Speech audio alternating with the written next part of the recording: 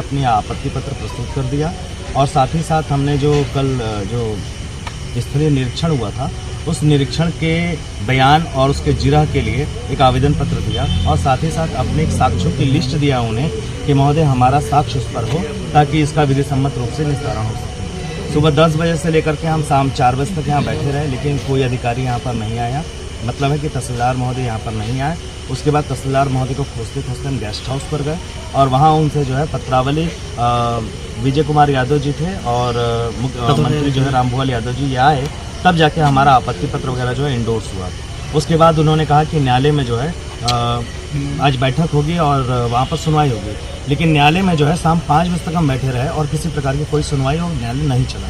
उसके बाद guest house में अभी हम आ रहे हैं, गेस्ट हाउस से लगभग अभी 6 साढ़े 6 बज रहे हैं और इस समय उन्होंने जो है उस पर फर्दकामी आदेश लेकर के आदेशार्थ सुरक्षित किया है। मैंने हमारी बातों को जो है उन्होंने इग्नोर किया है और न ही हमें साक्ष्य का अवसर दिया और न ही उस रिपोर्ट पर बयान और उस पर जो है जिरह का अवसर प्रदान किया गया है। ये नियम संगत नहीं है और इसके आगे हम आगे बढ़ेंगे। सुरक्षा अब ये आदेश के लिए सुरक्षित है और अगली स्टेप देखेंगे कि कल कौन सा आदेश पारित है। इसके आगे आप कहाँ, अगला स्टेप आपका क्या होगा? आदेश यदि फेवर में आता है तो बेस्ट है और यदि फेवरेबल नहीं होता है तो हम इसके ऊपर अपील जाएंगे और आगे की प्रोसीडिंग जो होगी वो नियम संगत होगी। मतलब कहीं ना कहीं आपके जो डॉक्यूमेंट है उसको रिसीव नहीं किया गया? डॉक्यूमेंट अब जाके रिसीव हुआ है, पत्रावली में लग चुकी है। अब हमारी पत्रावली में जो आपत्ति है, जो हमने आवेदन दिया है कि साक्ष्य व जिरह होना चाहिए और साथ ही साथ जो है हमने एक अपने साक्ष्य की लिस्ट दिया है, उसको उनको जो है सुनना चाहिए और उस पर हमें अवसर मिलना चाहिए। जो प्रॉपर्टी है वो प्राइवेट है कि या सरकारी है जो बताया जा रहा है? देखिए, उनकी रिपोर्ट बताती है प्राइवेट है, लेकिन जब स्थलीय निरीक्षण जो हुआ है अगर वो नियम संगत नहीं है तो वहाँ पर दुविधा होती है। फसल कटने के बाद ही अगर स्थलीय निरीक्षण होता तो ये जो दिखा रहे हैं फेडबुक में अपना, उससे बिल्कुल विपरीत होता। हमने फेडबुक पर आपत्ति के लिए अवसर मांगा है, अब वो आदेशार्थ सुरक्षित किया, उसमें देखते हैं वो देते हैं या नहीं देते हैं। कोई किताब आपके द्वारा ले जाके उनको कुछ बताया गया है? हाँ, तो क्या मेरे द्वारा जो है 3-4 कानून उनको दिया गया है जो है आरडी जो होती है हमारे यहाँ रेवेन्यू डाइजेस्ट, उसमें से कई सारे रूलिंग्स दिए हैं कि जो आप स्थलीय निरीक्षण करते हैं वो कम से कम 2 सीमानी पत्थरों के जरिए होना चाहिए और यदि चालानी रिपोर्ट जो है भ्रामक स्थिति पैदा करती है तो वो रिपोर्ट खारिज होगी। इनकी चालानी रिपोर्ट जो है उसमें ये नहीं लिखा गया है कि कितने वर्षों से कब्जा है। इन्होंने जो क्षतिपूर्ति बताया है वो 5% से अधिक बताया है और साथ ही साथ इसमें बहुत सारी कमियां हैं जिसको लेकर के हमने चैलेंज किया है और आदेशार्थ सुरक्षित है। आगे देखते हैं क्या साहब जो है जजमेंट करते हैं। अभी आप लोग लगातार बने हुए हैं देवरिया में, तो ये जो पूरा प्रकरण है इसको आप लोग कैसे देखते हैं?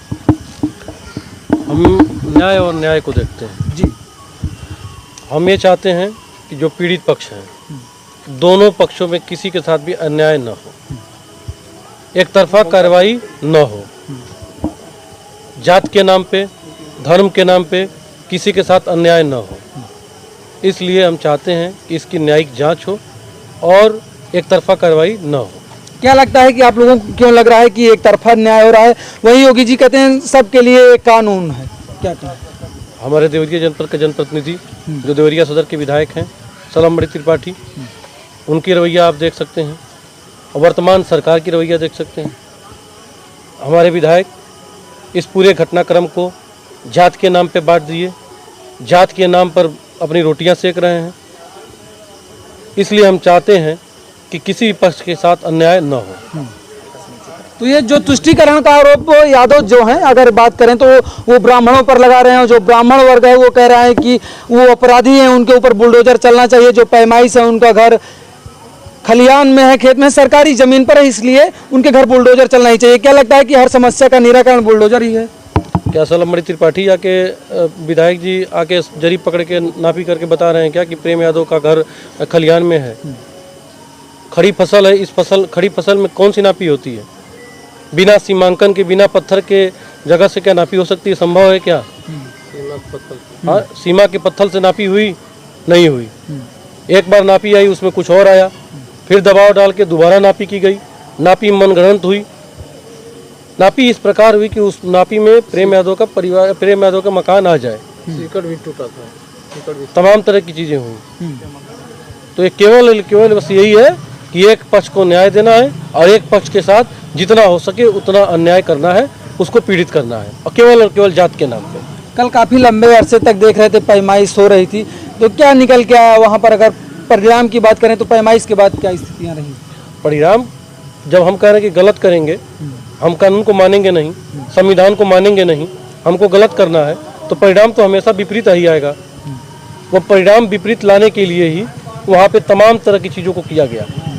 खड़ी फसल है, अच्छे से नापी नहीं हो सकती, फिर भी नापी हुई। सीमांकन से नापी नहीं हुई, पत्थर जहाँ पे है सीमांकन का वहाँ से नापी नहीं हुई। तो जब हमको अन्याय ही करना है, गलत ही करना है, तो इसके बारे में क्या कहा जा सकता है। अच्छा, आरोप है प्रेम यादव के परिवार पर, प्रेम यादव पर कि वो भूमाफिया है और काफ़ी लंबे अरसे से 2014 से 2023 का प्रकरण है और वो गरीब ब्राह्मण थे, इसलिए उनकी ज़मीन हड़प लिए औने पौने दाम पे कह रहे हैं। औने पौने दाम पे आज के समय में किसी की ज़मीन लेना औने पौने दाम पे क्या संभव है क्या? आज के समय में जनता इतनी जागरूक है, हम और आप इतने जागरूक हैं, क्या हमको कोई खिला पिला के ज़मीन वही ले सकता है क्या? और ले सकता है तो क्या हमको जब उस चीज़ से हम निवृत्त होंगे, उस चीज़ से छुटकारा पाएंगे, तो हम कहेंगे नहीं क्या चिल्ला चिल्ला कर कि हमारे साथ जो है इन्होंने हमको ऐसा करके हमारी ज़मीन हड़प ली? ये संभव है? उस ज़मीन की खाली दाखिल हो गया, प्रेम यादव के नाम से चढ़ गया, 14 साल हो गया, क्या तब तक ये बात बाहर नहीं आ सकती थी? राजस्व टीम की अगर बात किया जाए, कई अधिकारियों को यहाँ से निलंबित कर दिया गया। क्या लगता है आप लोगों को राजस्व टीम पहले से भी लीपापोती कर रही थी? ये सब वर्तमान की सरकार का लीपापोती है। वर्तमान की सरकार अपनी नाकामियों को छिपाने के लिए यह काम कर रही है और इसकी न्यायिक जांच हो और प्रेम यादव को किसने हमला किया, प्रेम की भी न्यायिक जांच हो और प्रेम यादव की बिटिया और उनकी जो पत्नी रो रो कर कह रही है, क्या यह पुलिस प्रशासन को नहीं सुनाई दे रहा है कि हमारे पति का कातिल जो विधायक के साथ है वही है? क्या यह पुलिस इस पर संज्ञान नहीं ले सकती है? इस तरह की तमाम बातें हैं। नहीं तो सल्लभ मणि त्रिपाठी जी का तो कहना है कि वो अपराधी हैं, अपराधी को कौन सद्भावना देने के लिए उनके घर जाए, उनका तो सीधा कहना है। अपराधी ये भी थे जब इनको बसपा के सरकार में इनके साथ दुर्व्यवहार किया गया था, उस समय को पूछिएगा कि इनके साथ किस तरह का सलूक हुआ था और उस समय कौन लोग इनको बचाए थे। तो इस समय परिस्थिति के खेल है, आज हमारा कल आपका, कल हमारा आपका, परसों आपका, ये समय चक्र है। आज अच्छा है तो कल बुरा है, यह नहीं भूलना चाहिए। योगी जी रामराज की बात करते हैं, पूरे उत्तर प्रदेश में लॉ एंड ऑर्डर की बात करते हैं, तो क्या लगता है कि क्या स्थितियां यहाँ पे प्रदेश में लॉ एंड ऑर्डर की बात की जाए तो? लॉ एंड ऑर्डर की बात करें, बगल के बलिया जनपद में हेमंत यादव की हत्या हो गई, यहाँ पे 6 हत्या हो गई। आप देख रहे हैं कानपुर में क्या हो गया, वहाँ अमेठी में क्या हो गया, गुप्ता को मार दिया गया। तो लॉ एंड ऑर्डर कहाँ है?